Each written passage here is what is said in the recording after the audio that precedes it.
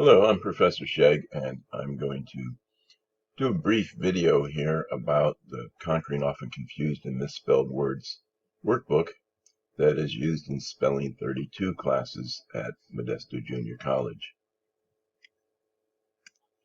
I'm an English and a reading professor.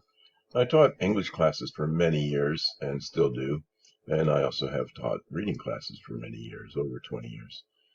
And what I found when I taught the writing classes, mainly English 101 composition classes, was that there were a lot of spelling mistakes that don't get picked up by the computer. They're not words that easily get picked up by the computer. So there are things you really need to know. And as we are more technologically advanced today than ever before, I see when I'm on the computer on looking at Facebook or some other site, I see a lot of misused and misspelled words. And this course is designed, and this book is designed for people that really want to fine-tune and improve their spelling and usage of the words in the English language that are very difficult, to be honest. They're very difficult for people that are not native English language speakers, and they're very difficult for people that are born here in the United States and are having English as their primary language. So it's a course that can benefit everybody.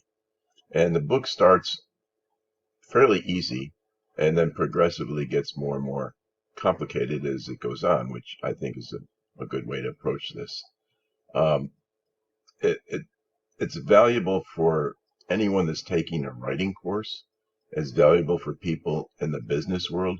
It's valuable for basically anybody on the planet, but especially if you're in the business world, which I was in the business world for 15 years. And I remember one time a secretary took a phone message for me, and it was so poorly written, and there were so many misspelled words that I kind of figured out what she was trying to convey to me, but I didn't really know for sure, and I figured maybe the person would just call back, and I didn't want to embarrass her, so I just let it go. But whatever field of work that you're going to be going into, you really need to fine-tune your spelling skills and your vocabulary usage. And so this is one of 7 books that I've written that would help you to do that. So let's take a look inside the book and see what it contains. So you notice when you first open the book, it tells you how to use the enclosed CD-ROM. Well, that's been replaced now by a flash drive because a lot of new computers don't have CD-ROMs, but the information is pretty similar. And if you're taking the Spelling 32 course with me on campus, there'll be a video update on this.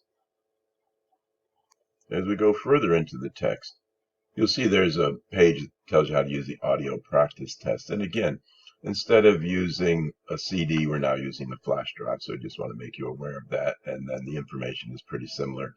And again, if you're taking the Spelling 32 course, I have a video that explains all of that. Now we're into the table of contents. So Chapter 1 is the I before E rule. Chapter 2, to double or not double certain letters when you add endings onto the words. Chapter 3, adding S to words. Story of story and other noun plurals, more noun plurals, homonyms, and then more homonyms. What to do with the final silent E. Words that are similar but very different. And then another chapter on that because there's so many of those words. I try to cover everything that I could remember from teaching those English 101 classes for many years that I saw that were problem areas, plus a lot more besides that. Then some really confusing words in Chapter 11. In Chapter 12, the states of the United States, I actually had a student one time that said, this is the first time she actually mastered the spelling and the abbreviations of all the states, and that was something that her dad had encouraged her to do for many years. And then Chapter 13 is the use of the apostrophe, so maybe you're in a writing class right now, and the instructor says, you're not using the apostrophe correctly, you're not using it, or you're using it when you're not supposed to, or whatever. There's a whole chapter on that. And the way I've designed the spelling course on campus is that you can go ahead. So you have to do the chapter that's due each week, but you can go ahead. So if you're in Chapter 2 and your teacher says, you need to get better at using the apostrophe, you can do Chapter 2 that week, and then you can also jump ahead and do Chapter 13 and refine your skills on that to help you in your writing class. Chapter 14 is on some more challenging words. Chapter 15 is on common prefix, roots, and suffixes. A really important chapter that'll help you to really unlock a lot of words without having to necessarily memorize them, because these things repeat so many times. You'll see when you get to chapter 15. And then chapter 16 is computer technology, the words that you'll see when you're online using your computer and so forth. Most of you are probably pretty familiar with those words by now. So let's take a brief look at each chapter just so you have an idea of what you're going to be experiencing. Here's a chapter, I before E rule, and here's a rule right here. Right, I before E, except after C, or when it sounded like A as a neighbor in way. And then it gives you words that follow that rule. I before E, like in achieve and believe and brief. Except after C, ceiling, conceit, you see it there. Or when it sounded like A is a neighboring way, ate, feign, freight, heinous. Another thing I'll point out is that all the words in this book have an audio clip assigned to them. So each chapter has audio. So you'll hear me pronounce each one of the words for you. So you can also go online to an audio dictionary if you want. So that chapter that we just looked at was about 11, 12 pages long.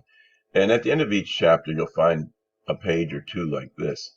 So you can listen to the audio clip and you can type it into the computer, and the computer test will be automatically corrected for you. Or you can just type the words in here, handwrite actually. You can handwrite the words in here, and then also you can use this page if you misspell maybe 5 words out of 20 in a chapter. You can write those 5 words here and then practice writing them over and over again until you feel like you know them well. Every chapter ends with a puzzle. I always loved doing puzzles when I was a kid. Some people like them, some people don't, but every chapter has a puzzle at the end of it that you can do. You can also do these puzzles online, and so I give you instructions on that when you are taking the course. There's instructions on how to do them online, and they're on your flash drive. So you can do them online, you can copy them into the book, or you can do them in the book, whatever works for you. So now looking at chapter 2, this is where you double or not words. So bit or bite, you see 2 different words here. Bit, because it ends in a consonant, you double it, bitten. Bite, you drop the E and you add the ending ing. And so there's a whole chapter on words like that. Now we have chapter 3, and that's just adding S to words to make them plural. And it's pretty easy, and then it gives you some exceptions to the rule of just adding S to words. And so it's a pretty easy chapter. That might be a time maybe when you're doing chapter 3 that you decide you want to jump ahead and do an additional chapter that week just to get ahead of things. Chapter 4, the story of stories and other noun plurals. Those are my kids there with Goofy at Disneyland, and that was about 20-something years ago. And so it talks about words that end in Y and you just add S, words where you change the Y to I and add ES, and so forth. So it's a really interesting chapter. Okay, this chapter, chapter 5, is about noun plurals. So you notice that I give rules in every chapter, and I really suggest you highlight those with a highlighter and study those. And it tells you how you add ES to words that end in CH, SH, XZ, or SS. And so that's what this chapter is all about.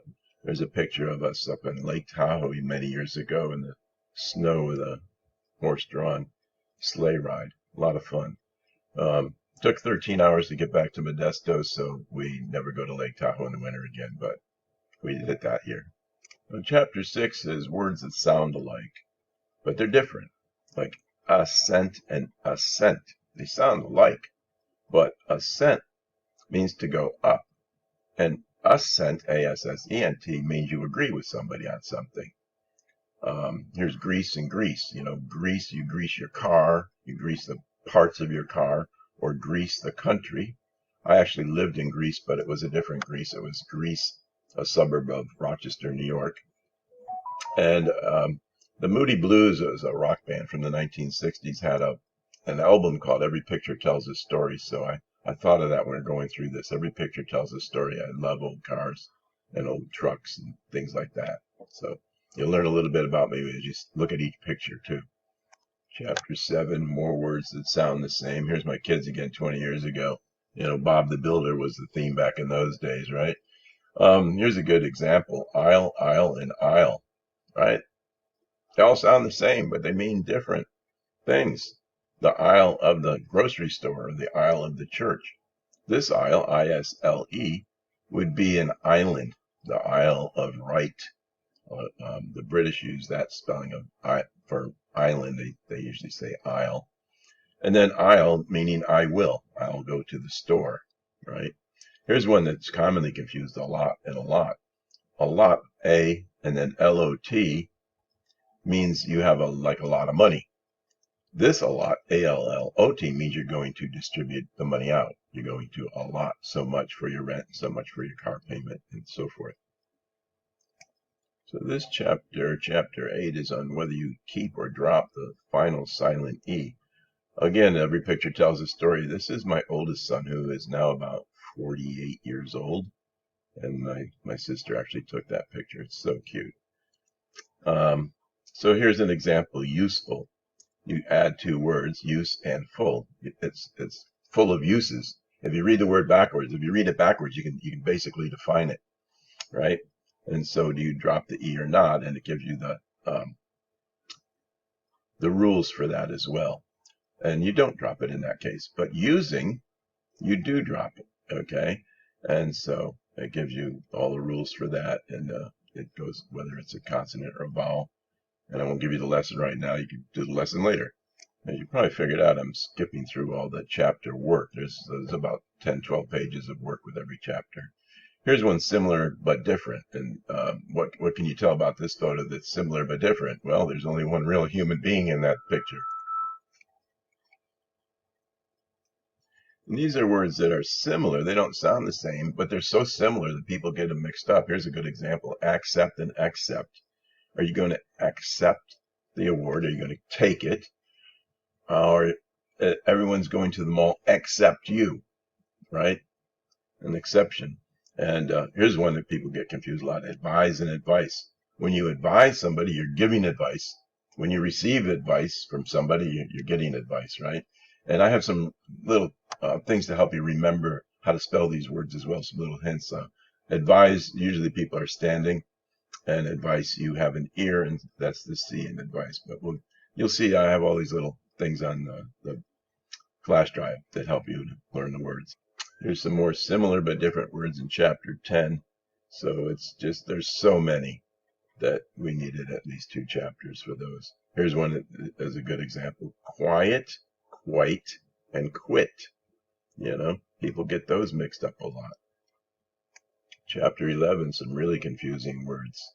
And you look at the word and how do you pronounce it? Well, you don't know until you see it in context, until you see it in a sentence. Is that attribute or attribute? Is this bass or bass? Is this close or close? Is this row or row? Is it sewer or sower? Okay, so that's chapter 11. You'll have a lot of fun with that. Chapter 12 gives you the states of the United States. And of course, one good thing to talk about here is I letter group all the words. And letter grouping helps you to spell the word much more easily. And so Alabama, A-L-A-B-A-M-A. You set up a rhythm in your mind that makes it a lot easier to remember how to spell the word. And we're all familiar with the word Mississippi. Let's see what we can find here. M-I-S-S-I-S-S-I-P-P-I, right? Close that down. I'm M-I-S-S-I-S-S-I-P-P-I. Letter grouping helps you a lot when you're spelling a word. Chapter 13, the use of the apostrophe, probably one of the more difficult chapters in the workbook, so you might want to spend a little extra time on this one. Oh, by the way, when you're in the course, you have the answer key for all these chapters, so you do the work and then you can check your answers by yourself. Chapter 14 is challenging words, and there are just a lot of words that people have a lot of trouble with, and so they're in chapter 14. Chapter 15, common prefix roots and suffixes. This will help you a lot to spell a lot of words. And so it's kind of set up like this. You get the prefix root or suffix, and you get the meaning of it, and then you get some word examples and some definitions of those words. And of course, prefixes are word parts added to the front of a word. Suffixes are word parts added to the end of a word. And of course, the root is the main word or word part. So here's a quick look at the flash drive. It has chapter instruction, has PowerPoint slides that you can use to study the words, it has audio files, has PowerPoint games, has Quizlet links to the web, and they're also in your course. Puzzles for that you can do, the puzzle I told you about, study cards in Word, electronic, you put on your phone if you want, and so forth.